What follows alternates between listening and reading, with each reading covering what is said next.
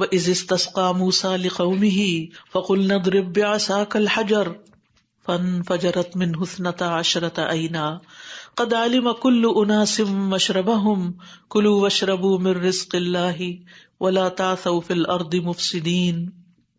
اور جب موسیٰ نے اپنی قوم کے لیے اللہ سے پانی مانگا، یہ صحرائے سینا کی بات ہے، تو ہم نے کہا اپنا عصا پتھر پر مارو، الحجر خاص پتھر، موسیٰ علیہ السلام جس کو پہلے سے ہی جانتے تھے کہ کون سا پتھر۔ فانفجرت منہ اثنتا عشرۃ عینا، تو اس میں سے 12 چشمے پھوٹ نکلے۔ 12 کیوں؟ کیونکہ یہ 12 قبیلوں میں بٹے ہوئے تھے۔ تحقیق تمام لوگوں نے اپنا اپنا گھاٹ معلوم کر لیا کہ آپس میں لڑائی جھگڑا نہ ہو، کیونکہ پانی پہ بھی بہت لڑائیاں ہوتی ہیں۔ ہم نے حکم دیا کہ اللہ کے رزق میں سے کھاؤ اور پیو، اور زمین میں مفسد بن کے نہ پھرو، یعنی نافرمانیاں نہ کرو اللہ کی۔ تو بہرحال اللہ سبحانہ وتعالیٰ نے ان کے گناہوں نافرمانیوں کے باوجود ہمیشہ ان کو نوازا اور ان کو دیتا ہی رہا، کبھی مغفرت سے نوازا، کبھی ملک سے نوازا، کبھی من و سلوہ سے نوازا، اور کبھی وافر پانی سے نوازا، لیکن یہ تھے کہ شکر ادا ہی نہیں کرتے تھے۔ یہ بات تو ہم ان کی کر رہے ہیں، لیکن یہ اللہ تعالیٰ نے قرآن مجید میں شروع میں ہی یہ سب کچھ کس لیے رکھ دیا؟ کیونکہ زیادہ تر تو قرآن ہم مسلمان پڑھتے ہیں، ہمارے پاس بھی کتنی نعمتیں ہیں، کتنی نعمتیں ہیں، لیکن ہم ان کے مقابلے میں اللہ کی عبادت اور اطاعت کتنی کرتے ہیں، کتنی اس سے محبت کرتے ہیں، کتنے شوق سے نماز پڑھتے ہیں، کتنی خوشی سے صدقات دیتے ہیں، کتنی خوشی سے دین کو سیکھتے اور سکھاتے ہیں۔ یعنی اللہ کے سارے انعامات کے جواب میں ہمارا رویہ کیا ہے؟ ہمیں یہ سب کچھ مشکل کیوں لگتا ہے؟ اس کو ایک بوجھ کیوں سمجھتے ہیں؟ ہمیں یہ سب کچھ خوشی سے کرنے کے باوجود سوچنا چاہیے حق تو یہ کہ حق ادا نہ ہوا۔ تو بہرحال اللہ تعالیٰ نے بس ان سے یہی مطالبہ کیا تھا، وَلَا تَعْثَوْا فِي الْأَرْضِ مُفْسِدِينَ، کہ تم فسادی بن کے مت پھرو زمین میں، بس یہ نہ کرو، فساد نہ پھیلاؤ۔ اچھا، فساد کا نقصان کس کو ہوتا ہے؟ خود انسانوں کو ہوتا ہے۔ اللہ سبحانہ وتعالیٰ تو اپنے عرش پر ہے، اس کو کیا فرق پڑتا ہے کہ زمین میں لوگ لڑ لڑ کے مر جائیں یا کسی کی زندگی حرام کرے، اس کا کیا نقصان ہے؟ لیکن وہ ہمارے فائدے کی خاطر ہمیں یہ سمجھاتا ہے کہ تم زمین میں فساد نہ کرو، اور فساد ہوتا ہے گناہوں سے، دوسروں کے حق مارنے سے، دوسروں کے ساتھ زیادتی کرنے سے، دوسروں کے حق نہ دینے سے، کیونکہ جب انسان کسی کا حق مارتا ہے تو پھر بگاڑ پیدا، پھر غصہ اور غم پیدا ہوتا، پھر ریٹیلیشن ہوتی ہے، پھر اس کے مقابلے میں اور ظلم ہوتا ہے، پھر ظلم بڑھتا چلا جاتا ہے، حتیٰ کہ بعض اوقات ایک جھگڑا 2 لوگوں کے بیچ میں ہوتا ہے اور اس سے بے شمار لوگ متاثر ہو جاتے ہیں، گھر کے گھر برباد ہو جاتے ہیں۔ یہ میاں بیوی کا جھگڑا کیا ہے؟ یہ صرف 2 لوگوں کی لڑائی ہوتی ہے؟ شروع کہاں سے ہوتا ہے؟ جب ایک دوسرے کا حق نہیں دیتا، یا ایک دوسرے پر ظلم کرتا ہے، یا جو اللہ نے اس پہ فریضہ عائد کیا، جو مرد پہ ذمہ داریاں عائد کی ہیں، جب وہ ادا نہیں کرتا، وہ مرد بن کے نہیں دکھاتا، وہ نان نفقہ نہیں دیتا، وہ کیئر نہیں کرتا، وہ خیال نہیں رکھتا، وہ ذمہ داریاں پوری نہیں کرتا، تو بیوی فرسٹریشن کا شکار ہوتی۔ اب ظاہر ہے کہ بیوی فرسٹریشن میں کیا کرتی ہے؟ وہ ہاتھ تو نہیں چلا سکتی، زبان چلاتی، اور زبان چلانے سے کیا ہوتا ہے؟ مرد غصے میں آ جاتا ہے، اب وہ پھر ہاتھ چلانا شروع کر دیتا ہے۔ اب جب عورت کے اوپر پھر ظلم ہوتا ہے، پھر یہ اس کا بدلہ بچوں سے لیتی ہے، وہ بچے بےچارے بے وجہ میں پٹتے ہیں، اور پھر وہ نفسیاتی امراض کا شکار ہوتے ہیں، ان کے اندر خوف بیٹھ جاتا ہے، وہ بڑے ہو کر شادی کرنے کو تیار نہیں ہے، وہ گھر بسانے کو تیار نہیں ہے، وہ اندر سے گھٹ گھٹ کے مرتے ہیں، ان کی زندگی کی ہم وقت سے پہلے خوشیاں چھین کے رکھ لیتے ہیں روز کی چک چک سے۔ اسی طرح اگر کوئی بیوی شوہر کا حق ادا نہیں کرتی، اور خاص طور پر اس کا خاص حق جو ہے وہ ادا نہیں کرتی، پھر شوہر فرسٹریشن کا شکار ہوتا ہے، پھر وہ بدلے میں اپنا نان نفقہ بند کرتا ہے، پھر اس کی کمپلینٹس کہیں جاتی ہیں۔ تو ایک بندہ جب اپنا کوئی ایک فرض پورا نہیں کرتا نا، تو اس کے نتیجے میں بہت دور تک اثرات جاتے ہیں، اور انسان لاشیں بن کے پھر جی رہے ہوتے ہیں، وہ زندگی کے دن کاٹ رہے ہوتے ہیں، اور اس ظلم کو کوئی دور نہیں کر سکتا۔ ظاہر ہے کہ جو سڑک پر ظلم ہوگا، کوئی اشارہ توڑے گا، کوئی کسی کو ٹکر مارے گا، تو اس کو تو گورنمنٹ آ کے پکڑ لے گی۔ تو جو ابیوز گھر میں ہو رہا ہوتا ہے، اور جو ایموشنلی ٹارچر گھروں میں ایک دوسرے کو کیا جا رہا ہوتا ہے، اس کو کون سا قانون آ کے پکڑے گا؟ وہ پکڑتا بھی ہے تو حالات پہلے سے بھی زیادہ خراب ہو جاتے ہیں.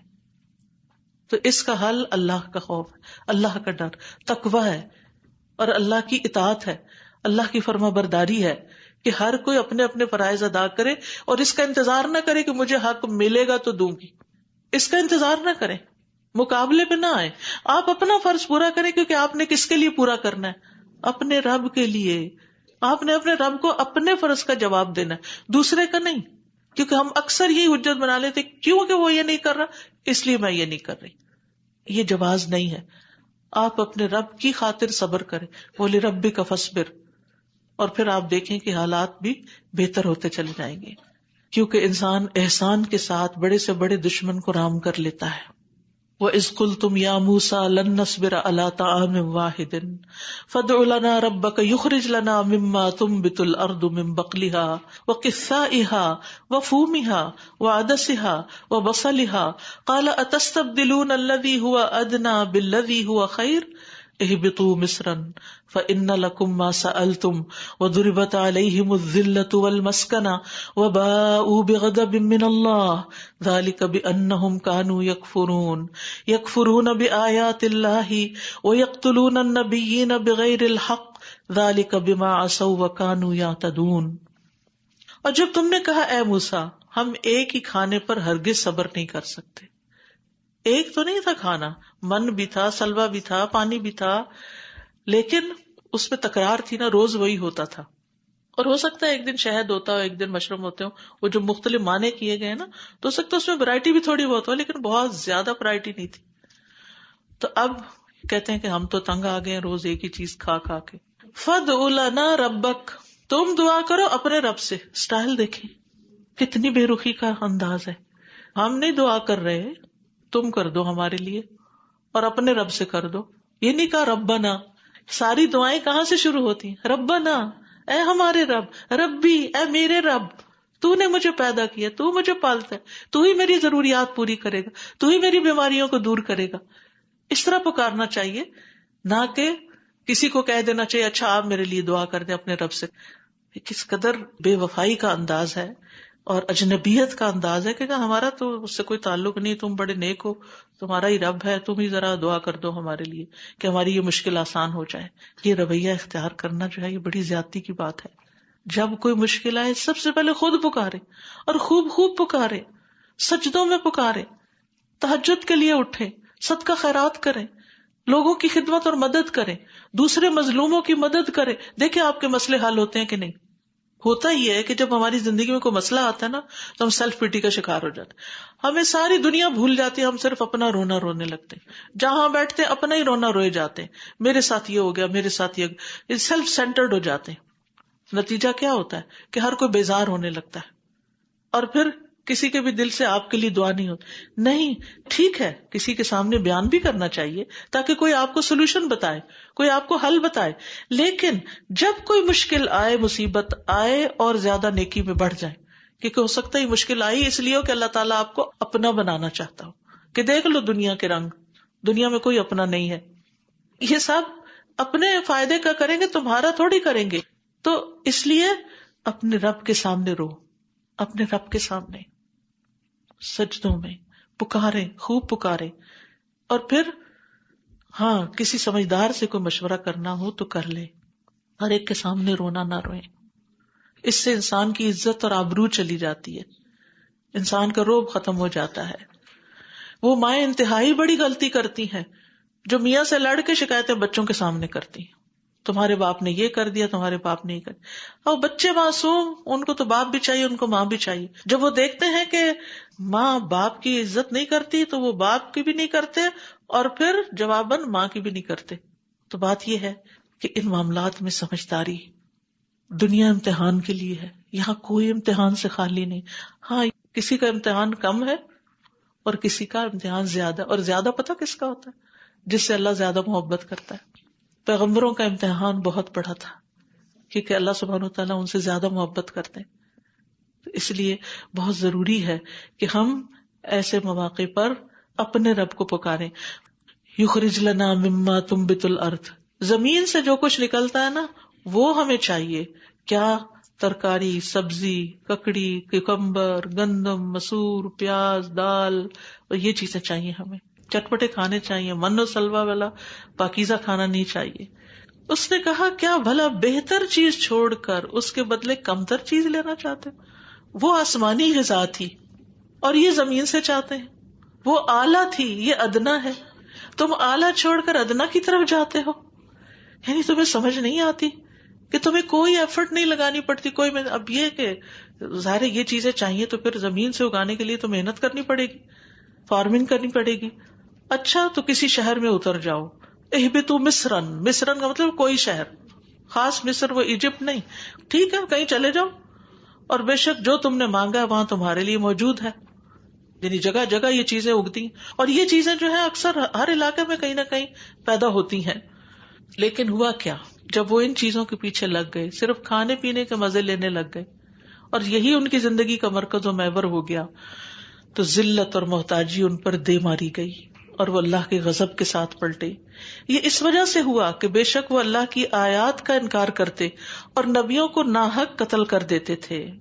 اللہ کی آیات کا انکار کرتے اور نبیوں کو قتل کر دیتے. اللہ اکبر. نبی کتنا محترم ہوتا ہے، اس کے مقابلے میں ہمارا اپنے نبی سے کیسا تعلق ہے، کیسی محبت کا، عزت کا، اکرام کا.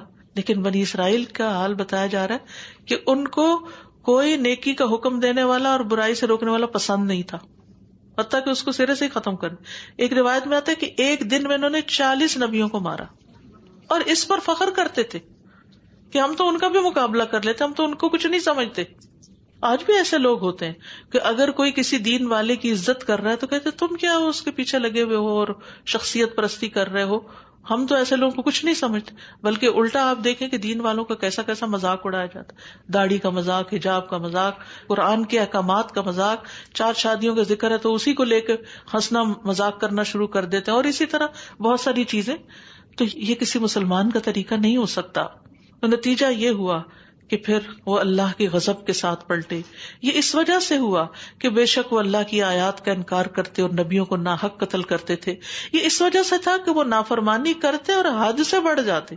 ایک تو چھوٹی موٹی نافرمانیاں، غلطی ہوگی، گناہ ہو گیا، توبہ کی، ڈر گئے دل میں، اور ایک یہ کہ پھر اس کے بعد اس کے اوپر فخر شروع کر دیا اور مجلسوں میں بیٹھ کے اس پر خوب انجوائے کیا کہ میں نے فلاں اور فلاں غلط کام کیا ہے. تو بہرحال یہ بنی اسرائیل کی ناشکری کا ذکر ہے یہاں پر، اور پھر ان کا طرح طرح کے کھانے طلب کرنے کا ذکر ہے. اور آپ صلی اللہ علیہ وسلم نے اپنی امت کو بھی ڈرایا. آپ نے فرمایا میری امت کے بدترین لوگ وہ ہوں گے جو نعمتوں میں پالے جائیں گے، طرح طرح کے کھانے اور طرح طرح کے لباس پہنیں گے اور گفتگو میں بے احتیاطی کریں گے. یعنی نعمتیں بہت ہوں گی لیکن زبان سے جو بات نکالیں گے وہ سوچ سمجھ کے نہیں. تو ہمارا دین ہمیں کیا سکھاتا ہے؟ کلو واشربوا ولا تسرفوا. کھاؤ اور پیو، کھانا پینا منع نہیں، لیکن اسراف نہ کرو، کیونکہ انہ لا يحب المسرفین. وہ حد سے بڑھنے والوں سے محبت نہیں کرتا. اگر آپ صرف ٹائم نوٹ کریں اور اس کے مقابلے میں ایکول ٹو عبادات کہ کتنا ٹائم ہے، تو ہم سب جان لیں گے کہ ہم کس چیز میں لگے ہوئے ہیں. بما عصوا وکانوا یعتدون. یہ ان کی نافرمانی اور حد سے بڑھ جانے کی وجہ سے ان کے ساتھ ہوا. پھر فرمایا ان الذین آمنوا والذین ہادوا والنصارى والصابئین من آمن باللہ والیوم الآخر وعمل صالحا فلہم اجرہم عند ربہم ولا خوف علیہم ولا هم يحزنون. بے شک وہ لوگ جو ایمان لائے اور جو یہودی بن گئے اور عیسائی اور صابی، جو بھی اللہ اور یوم آخرت پر ایمان لائے اور نیک عمل کرے، تو ایسے لوگوں کے لیے ان کا اجر ان کے رب کے پاس ہے، اور ان پر نہ کوئی خوف ہوگا اور نہ وہ غمگین ہوں گے. ان الذین آمنوا سے مراد امت محمد صلی اللہ علیہ وسلم ہے، کیونکہ یہ سارے نبیوں پر ایمان لاتے ہیں، ساری کتابوں کو مانتے ہیں، اللہ کو مانتے ہیں، آخرت کو مانتے ہیں، تقدیر کو مانتے ہیں. والذین ہادوا، اس سے مراد یہود کے دین کی طرف جو منسوب ہوئے، جو موسیٰ علیہ السلام کی شریعت ہے. نصارہ، نصران کی جمع ہے جس کا مطلب مددگار ہے، آپس میں ایک دوسرے کے مددگار. عیسیٰ علیہ السلام کی مدد کرنے والے، اللہ کے دین کے لیے ایک دوسرے کے مددگار. انہوں نے کہا تھا نحن انصار اللہ. پھر والصابئین، ان کے بارے میں متعدد اقوال ہیں. بعض کہتے ہیں کہ یہ عیسائیوں کا ہی ایک فرقہ ہے، کچھ کہتے ہیں کہ نہیں یہود کا فرقہ ہے. اور کچھ کہتے ہیں کہ یہ وہ لوگ ہیں جن کا کوئی دین نہیں، کسی بھی دین کو اختیار نہیں کیا، لیکن ایک طرح سے کوئی بہت غلط کام بھی نہیں کرتے تھے. یہاں پر شرط یہ لگا دی گئی کہ جو ایمان لائے گا اللہ پر، یعنی جو اللہ تعالیٰ حکم دے کہ ان کو مانے گا، والیوم الآخر، آخرت کے دن پر ایمان لائے گا اور اس سے ڈر کے اس کے لیے تیاری کرے گا اور نیک عمل کرے گا. تو یہاں بیسیکلی ایمان پر فوکس ہے، اور ایمان اور عمل صالح کا ایک تعلق بتایا گیا ہے.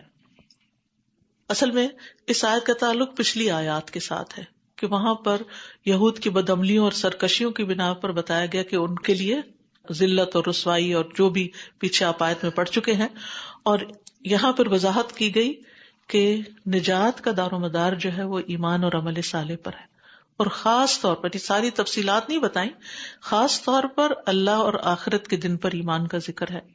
اور نیک اعمال جو ہیں وہ ایمان کا حصہ بھی ہیں، لیکن اس کے ساتھ ساتھ الگ طور پر بھی خصوصیت کے ساتھ عمل صالح کا ذکر کیا گیا تاکہ لوگ اس کی طرف توجہ کریں. پھر فرمایا وَإِذْ أَخَذْنَا مِيثَاقَكُمْ وَرَفَعْنَا فَوْقَكُمُ الطُّورَ خُذُوا مَا آتَيْنَاكُمْ بِقُوَّةٍ وَاذْكُرُوا مَا فِيهِ لَعَلَّكُمْ تَتَّقُونَ. اور جب ہم نے تم سے پختہ عہد لیا اور طور پہاڑ کو تمہارے اوپر اٹھایا اور حکم دیا کہ مضبوطی سے پکڑ لو اس کو جو ہم نے تمہیں دیا ہے قوت کے ساتھ، اور جو اس میں لکھا ہے اسے یاد رکھو تاکہ تم بچ جاؤ. یہاں پر اللہ سبحانہ تعالی میثاق کا ذکر کر رہے ہیں. میثاق کہتے ہیں بھاری اور تاکیدی عہد. وثاق سے ہے، وثاق ایسی رسی کو کہتے ہیں جس کے ساتھ قیدی کو باندھا جاتا ہے. اور طور سے مراد مشہور پہاڑ ہے. ویسے طور ہر پہاڑ کو بھی کہا جاتا ہے جس پر سبزہ اگتا ہو، تو یہاں ایک مخصوص پہاڑ کی طرف اشارہ ہے. ہوا یہ تھا کہ اس کو اکھاڑ کر بنی اسرائیل کے اوپر معلق کر دیا گیا تھا اور کہا گیا تھا کہ جو ہم نے تمہیں دیا ہے، یعنی تورات وغیرہ جو موسیٰ علیہ السلام لے کر آئے ہیں، اس کو مضبوطی سے پکڑ لو. اور مضبوطی سے پکڑنے کا مطلب کیا ہے کہ اس کو اپنی زندگی کا حصہ بناؤ، اس سے غافل نہ ہو. وَاذْكُرُوا مَا فِيهِ، اور جو کچھ اس میں ہے اس سب کو یاد کرو اور اس پر عمل بھی کرو. وَاذْكُرُوا، ذکر جیسے آتا ہے وَلَقَدْ يَسَّرْنَا الْقُرْآنَ لِلذِّكْرِ فَهَلْ مِن مُدَّكِرٍ، ہم نے قرآن کو نصیحت کے لیے آسان کر دیا ہے، تو کیا ہے کوئی جو اس سے نصیحت حاصل کرے. تو للذکر، ذکر کا مطلب ہے یاد دہانی. قرآن یاد دہانی کراتا ہے. اور یاد دہانی کس چیز کی کرائی جاتی ہے؟ جس کو انسان بھول جاتا ہے. ہم بھولنے والے لوگ ہیں. ہم نے رمضان میں سارا قرآن پڑھا لیکن بہت سی باتیں پڑھ کر پھر بھول گئے. اب دوبارہ پڑھ رہے ہیں، دوبارہ پھر یاد آ رہا ہے، کچھ عرصے کے بعد پھر ذہن سے چیزیں اتر جائیں گی. اس لیے قرآن ایسی کتاب ہے جو بہت زیادہ پڑھی جاتی ہے، یعنی بار بار اس کو پڑھتے رہنا چاہیے. اور قرآن کو قرآن کہا بھی اس لیے جاتا ہے کیونکہ اس کو سب سے زیادہ پڑھا جاتا ہے فولان کے وزن پر. ثم تولیتم من بعد ذلک فلولا فضل اللہ علیکم ورحمتہ لکنتم من الخاسرین. پھر اس عہد کے بعد تم پھر گئے، پس اگر تم پر اللہ کا فضل اور اس کی رحمت نہ ہوتی تو تم ضرور خسارہ پانے والوں میں سے ہو جاتے. ثم تولیتم، یعنی پھر تم نے روگردانی کی اور اللہ سبحانہ تعالیٰ کی اطاعت سے پیٹھ پھیر کر چلے گئے. یعنی تم نے وعدہ کیا، جب پہاڑ سر پہ تھا تو وعدہ کر لیا، سجدے میں گر گئے کہ اللہ معاف کر دے، اب تو ہم آج کے بعد بالکل اس کتاب کو نہیں چھوڑیں گے. لیکن پھر کیا ہوا؟ ہمارا حال بھی تو یہ ہوتا ہے نا، جب کوئی مصیبت آتی ہے تو ہم نمازیں بھی شروع کر دیتے ہیں، ہم اور بھی بہت کچھ کرنے لگتے ہیں اور اللہ سے معافیاں مانگتے ہیں کہ اب ہم دوبارہ یہ غلط کام نہیں کریں گے جس کی وجہ سے پکڑ آئی ہے. لیکن پھر جب وہ حالات اچھے ہوتے ہیں پھر بھول جاتے ہیں. فرمایا کہ اگر اللہ کا فضل اور اس کی رحمت تم پر نہ ہوتی تو پھر تم بھی خسارہ پاتے، یعنی دنیا اور آخرت دونوں میں. وَلَقَدْ عَلِمْتُمُ الَّذِينَ اعْتَدَوْا مِنْكُمْ فِي السَّبْتِ فَقُلْنَا لَهُمْ كُونُوا قِرَدَةً خَاسِئِينَ. اور یقیناً جان لیا تم نے ان لوگوں کو جنہوں نے تم میں سے ہفتے کے دن زیادتی کی تھی، تو ہم نے ان سے کہا کہ تم بندر ہو جاؤ، ذلیل ہونے والے. ہفتے کا دن بنی اسرائیل کے لیے ایک سیکرڈ دن تھا، ایک مقدس دن تھا، چھٹی کا دن تھا، اور اس دن ان کو کسی بھی قسم کے کام سے منع کیا گیا تھا. لیکن اللہ تعالیٰ نے ان کی آزمائش کی کہ بھلا یہ اللہ کے حکم پر عمل کرتے ہیں یا نہیں. کیونکہ ان کے لیے کام کاج حرام کیا گیا تھا، شکار بھی حرام کیا گیا تھا، اور کہا گیا تھا کہ اس دن صرف عبادت کرنی ہے. ہمیں تو جمعے کا دن دیا گیا اور اس میں عبادت بھی ہے اور کام بھی ہے کہ جب جمعہ پڑھ لو تو نکل جاؤ، زمین میں پھیل جاؤ اور اپنا رزق تلاش کرو. ہوا یہ کہ اللہ تعالیٰ نے ایک ایسی بستی کو جو سمندر کے کنارے تھی، جن کا کام مچھلیاں پکڑنا تھا، تو ان کو روک دیا کہ ہفتے کے دن مچھلیاں نہیں پکڑنا. اور ہوتا یہ تھا کہ مچھلیاں بھی ہفتے ہی کے دن زیادہ اوپر اچھل اچھل کر نظر آتی، جو ہی ہفتہ چلا جاتا مچھلیاں بھی نیچے چلی جاتی. تو انہوں نے کیا کیا، ایک ہیلا کیا، چال چلی کہ جمعہ کے دن جال بچھا دیتے، ہفتے کے دن جو تیرتی مچھلیاں آتی اس میں پھنس جاتی، اور وہ اتوار کے دن اس کو نکال لیتے. اور کیا کہتے کہ ہم نے تو ہفتے کے دن کچھ کیا ہی نہیں. بہرحال اللہ سبحانہ تعالیٰ کے ساتھ اس قسم کی ہیلا سازی جو ہے وہ بہت بڑا جرم ہے. تو اللہ سبحانہ تعالیٰ ان سے سخت ناراض ہوا. فَقُلْنَا لَهُمْ كُونُوا قِرَدَةً خَاسِئِينَ، ہم نے کہا کہ تم پھر ذلیل بندر بن جاؤ. یعنی بنی اسرائیل پر مسخ کا عذاب ہے، ان کی شکلیں بدل کر بندر کی طرح بنا دی گئیں. اور یہ یاد رکھیے کہ حدیث میں آتا ہے رسول اللہ صلی اللہ علیہ وسلم نے فرمایا، اللہ نے جب تورات نازل کی اس وقت سے روئے زمین پر بسنے والی کسی قوم، کسی نسل، کسی امت اور کسی بستی والوں کو آسمانی عذاب سے ہلاک نہیں کیا، البتہ ایک گاؤں والوں کو بندروں کی شکلوں میں مسخ کر دیا گیا تھا. یعنی پہلے تو پوری امتیں تباہ ہو جاتی تھی نا، لیکن پھر جب موسیٰ علیہ السلام آئے اس کے بعد یہ نہیں ہوا سوائے ان لوگوں کے جو ان کے ساتھ ہوا. وَلَقَدْ آتَيْنَا مُوسَى الْكِتَابَ مِن بَعْدِ مَا أَهْلَكْنَا الْقُرُونَ الْأُولَى، کہ ہم نے موسیٰ علیہ السلام کو کتاب دی اس کے بعد جو ہم نے پچھلی بستیوں کو تباہ کر دیا تھا. تو اب اس کے بعد بنی اسرائیل تو پوری تباہ نہیں ہوئی، لیکن ایک حصے کو اس کے بندر بنا دیا گیا. لیکن یہ یاد رکھیے کہ وہ جو بندر بنے تھے وہ کچھ عرصے کے بعد، کہتے ہیں 3 دن کے بعد، باقی اللہ ہی بہتر جانتا ہے، وہ سارے فوت ہو گئے تھے، ان کی نسل باقی نہیں رہی تھی. کیونکہ لوگوں کے ذہن میں یہ خیال آتا ہے شاید یہ جو بندر پھر رہے ہیں یہ ان کی اولاد ہے. ایسا نہیں، جن کو اللہ نے سزا دی پھر ان کو اولاد کہاں سے دینی تھی. تو بنیادی طور پر یہاں ہیلا سازی سے منع کیا گیا کہ دین میں ہیلے نہیں کرنے چاہیے، کہ دھوکہ بازی نہیں کرنی چاہیے، اور ہیلا کرنا جو ہے وہ حرام ہے. اور حرام چیزوں کے لیے ہیلا کر کے ان کو حلال کر لینا جو ہے یہ ظلم اور زیادتی ہے.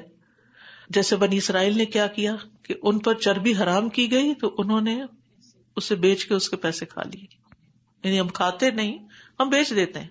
ہیلا یہ ہوتا ہے کہ مختلف چال بازیاں کر کے حرام چیز کو اپنے لیے حلال کر لینا. رسول اللہ صلی اللہ علیہ وسلم نے فرمایا مکر اور دھوکہ آگ میں ہے. یعنی چال بازیاں، سازشیں اور دھوکے جو دوسرے کو بے وقوف بنانا یہ بہت ڈینجرس ہے. رسول اللہ صلی اللہ علیہ وسلم نے فرمایا رات دن کا نظام ختم نہیں ہوگا حتیٰ کہ میری امت کے کچھ لوگ شراب پیئیں گے لیکن اسے اس کے نام کے سوا دوسرے نام سے پکاریں گے، یعنی اور نام رکھ کے اس کو پی جائیں گے. فَجَعَلْنَاهَا نَكَالًا لِمَا بَيْنَ يَدَيْهَا وَمَا خَلْفَهَا وَمَوْعِظَةً لِلْمُتَّقِينَ. پھر ہم نے اس قصے کو اس کے سامنے کے لوگوں کے لیے اور اس کے بعد میں آنے والوں کے لیے عبرت اور تقوی والوں کے لیے واعظ اور نصیحت بنا دیا. یعنی اس قصے کو ہم نے عبرت کا ذریعہ بنا دیا، یعنی اگلوں پچھلوں کے لیے، اور نصیحت تو صرف متقی ہی حاصل کرتے ہیں. تقوی کے بغیر انسان نہ قرآن سے فائدہ اٹھا سکتا ہے، اللہ کے ڈر کے بغیر کائنات کی نشانیوں سے یا لوگوں پر آنے والے امتحانوں سے انسان کوئی سبق نہیں لیتا اور وہی غلطیاں دہراتا ہے جو دوسروں نے کی. پھر فرمایا وَإِذْ قَالَ مُوسَىٰ لِقَوْمِهِ إِنَّ اللَّهَ يَأْمُرُكُمْ أَن تَذْبَحُوا بَقَرَةً قَالُوا أَتَتَّخِذُنَا هُزُوًا قَالَ أَعُوذُ بِاللَّهِ أَنْ أَكُونَ مِنَ الْجَاهِلِينَ. اور جب موسیٰ نے اپنی قوم سے کہا بے شک اللہ تمہیں حکم دیتا ہے کہ تم ایک گائے ذبح کرو، وہ بولے کیا تم ہم سے مذاق کرتے ہو؟ موسیٰ نے کہا میں اس بات سے اللہ کی پناہ مانگتا ہوں کہ میں جاہلوں میں سے ہوں. اصل میں بنی اسرائیل میں ہوا یہ کہ ایک امیر شخص تھا، اس کا صرف دی اونلی وارث جو تھا اس کا بھتیجا تھا. کہ obviously وارث تو انسان جب ہوتا ہے جب مال والا خود فوت ہو جائے، تو وہ اس کی بڑی لمبی عمر ہو گئی، تو بھتیجا تنگ آ گیا کہ یہ تو مرتا ہی نہیں، اس کو مار ڈالو. تو اس نے مال کے لالچ میں چچا کو مارا اور مار کے اپنے دشمن قبیلے کے علاقے میں جا کے لاش پھینک آیا اور پھر چال بازی شروع کر دی. چچا کو کس نے مارا، چچا کو کس نے مارا، ڈھونڈتے ڈھونڈتے ایسے دھوکے کے ساتھ اس علاقے میں گیا اور کہا انہوں نے ہی مارا ہے، اور ان سے دیت کا مطالبہ کر لیا کہ اس کو مارنے کے پیسے دو مجھے. تو وہ موسیٰ علیہ السلام کے پاس آئے اور انہوں نے کہا کہ یہ ہمارے ساتھ زیادتی ہو رہی ہے، ہم نے نہیں کیا. بہرحال دونوں فریق ایک دوسرے کے اوپر الزام تراشی کرنے لگے. اب اس کا حل اللہ تعالیٰ نے یہ بتایا کہ یہ گائے ذبح کریں اور اس کا ایک ٹکڑا جو ہے وہ اس مقتول کی لاش پہ مارے، اور پھر اس طرح وہ زندہ ہو کے بتائے گا کہ کس نے مارا تاکہ یہ جھگڑا ختم ہو. بہرحال جب موسیٰ علیہ السلام نے اپنی قوم سے کہا کہ اللہ تمہیں حکم دیتا ہے گائے ذبح کرو، تو انہوں نے کہا تم ہم سے مذاق کر رہے ہو، ہمارا مذاق اڑا رہے ہو، ہم گائے ذبح کریں؟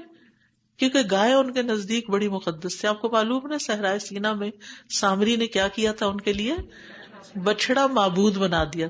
تو ہم اپنے معبود کو ذبح کریں؟ یہ تو بڑی عجیب بات ہے ان کے نزدیک. اصل میں اللہ تعالیٰ ان کا امتحان بھی لے رہا تھا. تو بہرحال اب ہوا یہ کہ قالوا تتخذنا ہزوا قال اعوذ باللہ ان اکون من الجاہلین. موسیٰ علیہ السلام کا جواب بڑا سخت تھا. کہنے لگے کہ میں اللہ کی پناہ لیتا ہوں اس سے کہ میں جاہلوں والے کام کروں. نبی کسی کا مذاق نہیں اڑایا کرتے. کوئی سنجیدہ سمجھدار انسان، کوئی نوبل اور ریسپیکٹیبل انسان کسی دوسرے کا مذاق نہیں اڑاتا. مذاق اڑانا کسی کا، کسی پہ ہنسنا، کسی کے عیب نکالنا، کسی کو منہ چڑھانا، کسی کو گالیاں بکنا، یہ سب جہالت کی باتیں ہوتی ہیں. تو انہوں نے کہا کہ تم مجھے جاہل سمجھتے ہو، میں اللہ کی پناہ لیتا ہوں کہ میں کبھی بھی ایسا کوئی کام کروں کہ میں جاہلوں میں شمار ہوں. یعنی ایک نبی کی شایان شان نہیں. اسی طرح جو لوگ نبی کی سچی پیروی کرتے ہیں سنت کی، وہ بھی مذاق نہیں اڑاتے. لیکن افسوس کے ساتھ دیکھتی کہ بعض مائیں بچوں کا مذاق اڑا رہی، بچوں کی کسی چھوٹے پہ ہنس رہی ہوتی ہیں، ان کو چڑھا رہی ہوتی ہیں. یہ کوئی کھیلنے کی جگہ ہے؟ یعنی کیا سکھا رہے ہیں ہم ان کو؟ آپ دیکھیں بلنگ جو ہے کتنی بڑی مصیبت ہے. اس سے بہت سے بچے کرش ہو جاتے ہیں مینٹلی، اور ان کی ساری صلاحیتیں ماری جاتی ہیں صرف اس وجہ سے کہ دوسرے بچے ان کو بلی کر رہے ہوتے ہیں. تو یہ بلنگ جو ہے کوئی پیغمبر نہیں کر سکتا. اور ہمیں بھی اپنے بچوں کو سکھانا چاہیے، دفاع تو سکھانا چاہیے کہ کوئی کرے تو تم نے کیا کرنا ہے، لیکن تم نے کسی کے ساتھ نہیں کرنا، تم نے جواباً بھی یہ کام نہیں کرنا. یہ جاہلوں کا کام ہے. اور اگر پڑھے لکھے لوگ یہ کام کرنے لگے تو پھر آپ سوچئے کہ اس قوم کا کیا حال ہوگا، اور اس کا اخلاقی دیوالیاں نکل جائے. اور یہ اخلاق کے سخت منافی ہے. پیغمبر جو ہوتے ہیں وہ اخلاق کے کس درجے پر ہوتے ہیں؟ اعلیٰ ترین. وَإِنَّكَ لَعَلَىٰ خُلُقٍ عَظِيمٍ، اعلیٰ ترین درجے پر ہیں آپ اخلاق کے. تو جو اخلاق کے اعلیٰ درجے پر ہوگا وہ تو کسی کی طرف دیکھ کے اشارہ بھی نہیں کرے گا. ایک دفعہ امام بخاری کسی سے حدیث سن رہے تھے اور وہ نابینا تھے. ان کے پڑھنے کا انداز ایسا تھا کہ جس سے امام بخاری کے منہ پہ اسمائل آ گئی. اب چونکہ وہ دیکھ نہیں رہے تھے تو ان کو بڑا فکر ہوا کہ میں ان پہ ہنسا ہوں، یعنی کہ دل ہی دل میں، یہ نہیں کہ کوئی کھلکھلا کیسے، صرف مسکراہٹ آئی. تو اس پر انہوں نے ان سے معافی مانگی. انہوں نے کہا کہ آپ مجھے معاف کر دیں، آپ حدیث پڑھ رہے تھے اور میں آپ کو دیکھ کے مسکرا گیا تھا، جو اگر آپ مجھے دیکھتے تو شاید آپ کو اچھا نہ لگتا. اس کو کہتے ہیں تقویٰ. اسی طرح بعض اوقات ہم کوئی چیز دیکھ رہے ہوتے ہیں، کوئی سن رہے ہوتے ہیں، کسی کا میسج سن رہے ہوتے ہیں اور ساتھ ساتھ مذاق اڑا رہے ہوتے ہیں یا اس کو بے وقوف یا اور اس طرح کے نام دے رہے ہوتے ہیں. یہ بھی اچھا اخلاق نہیں ہے. اگر وہ ہمارے سامنے ہو اور بات کر رہا تو ہم یہ کہنے کی جرات نہ کریں. تو جو اعلیٰ اخلاق والے لوگ ہوتے ہیں وہ رسپیکٹ کرتے بھی ہیں اور کرواتے بھی ہیں. یہ بد اخلاقی کا ماحول ہمیں ختم کرنا چاہیے اور اس کی ابتدا اپنے آپ سے کرنی چاہیے.